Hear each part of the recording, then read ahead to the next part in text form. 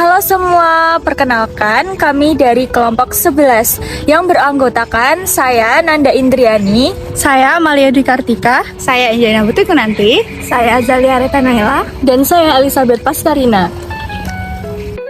Pada video ini kami akan memaparkan hasil pengerjaan tugas modul 14 yang berfokus pada perancangan inovasi manajemen pada aplikasi Jakarta Kini atau JAKI. Pembahasan ini dilatar belakangi oleh meningkatnya kebutuhan masyarakat terhadap pelayanan publik yang cepat, transparan, dan mudah diakses seiring dengan perkembangan teknologi digital dan kompleksitas aktivitas pemerintahan.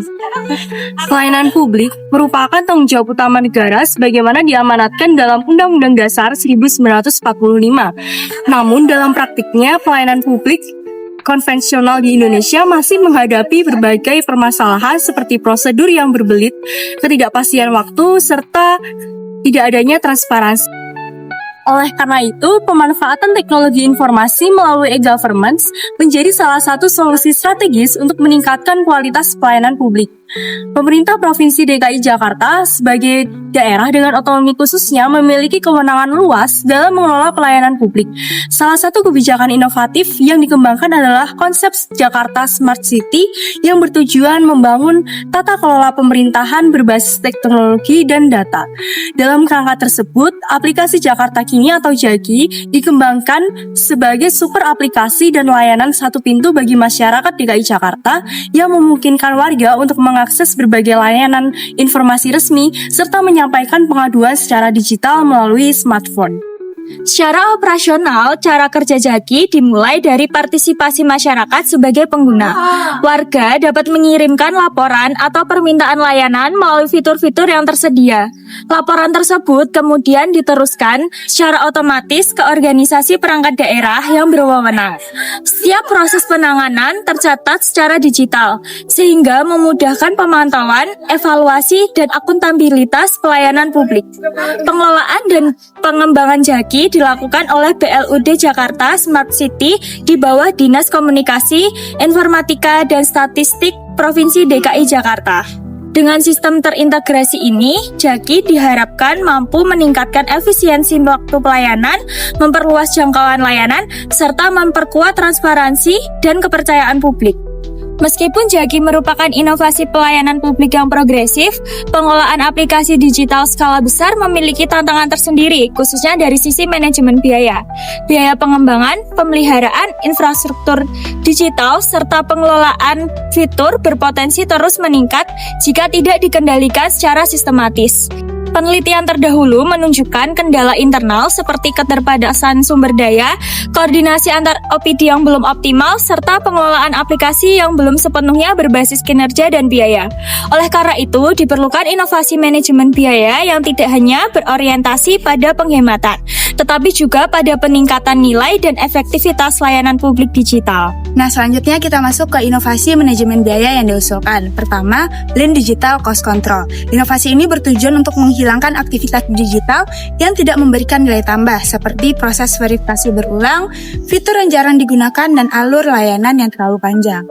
Dengan pendekatan Lean, proses layanan JAKI disederhanakan sehingga waktu pelayanan menjadi lebih singkat dan biaya operasional dapat ditekan. Nah, yang kedua yaitu Activity Based Costing Digital.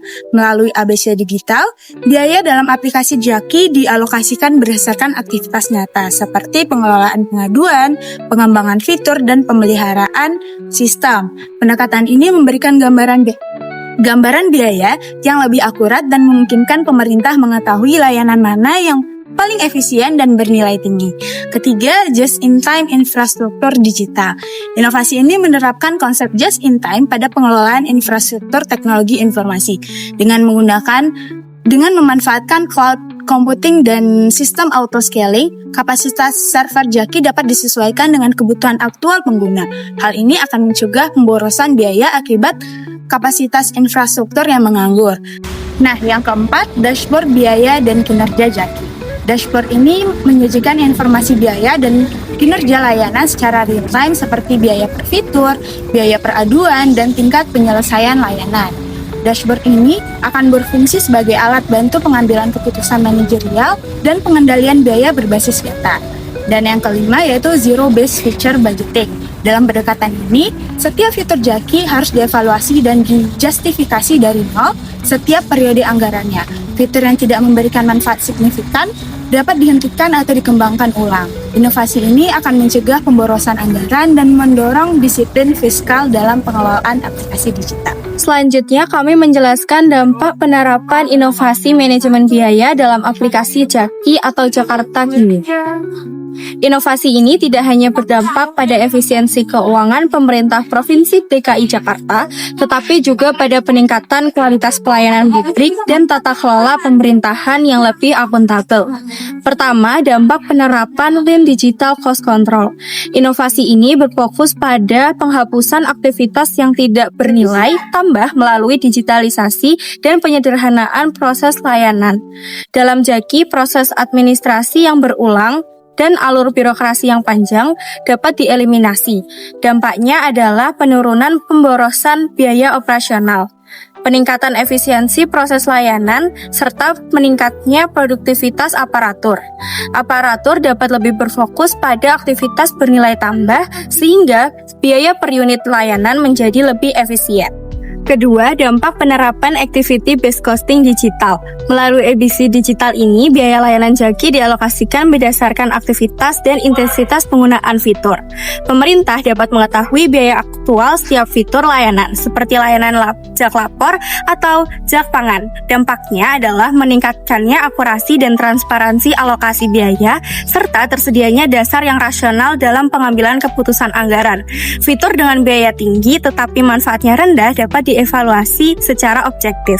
Yang ketiga, dampak penerapan just-in-time infrastruktur digital. Inovasi ini diterapkan melalui pemanfaatan cloud computing dan penggunaan kapasitas sistem secara dinamis. Pemerintah tidak perlu menyediakan kapasitas infrastruktur berlebih yang jarang digunakan. Dampaknya adalah penurunan biaya infrastruktur menganggur, fleksibilitas biaya operasional, serta peningkatan keandalan layanan saat terjadi lonjakan pengguna. Yang keempat, dampak penerapan dashboard biaya dan kinerja Jaki. Dashboard ini mengintegrasikan data biaya dan kinerja layanan secara real-time. Pemerintah dapat memantau realisasi biaya dan output layanan secara bersamaan.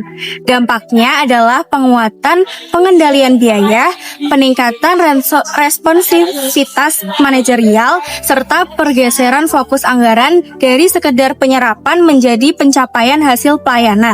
Kelima, dampak penerapan Zero-Based Future Budgeting. Melalui pendekatan ini, setiap fitur Jaki harus dijustifikasi dari nol pada setiap periode anggaran. Fitur yang tidak efektif bisa diperbaiki atau dihentikan. Dampaknya adalah peningkatan efisiensi dan prioritas anggaran, penguatan disiplin fiskal, serta tumbuhnya budaya cost conscious dan value for money. Penerapan inovasi manajemen biaya pada Jaki memerlukan investasi awal yang rasional. Estimasi biaya untuk setiap inovasi disesuaikan dengan kompleksitas dan manfaat yang dihasilkan. Meskipun memerlukan anggaran yang tidak kecil, investasi ini bersifat strategis karena berpotensi untuk menghasilkan penghematan jangka panjang dan peningkatan kualitas layanan publik secara signifikan. Estimasi biaya untuk digital cost control berada pada kisaran 350 hingga 550 juta yang difokuskan pada pemetaan proses, redesign SOP, dan optimalisasi alur layanan dan digital. Untuk activity-based costing digital, estimasi biaya berkisar pada 800 juta hingga 1,2 miliar karena melibatkan pengembangan modul sistem dan integrasi data lintas OPD. Just-in-time infrastruktur digital memerlukan estimasi 700 juta hingga 1,5 miliar untuk migrasi cloud, konfigurasi sistem, dan monitoring infrastruktur.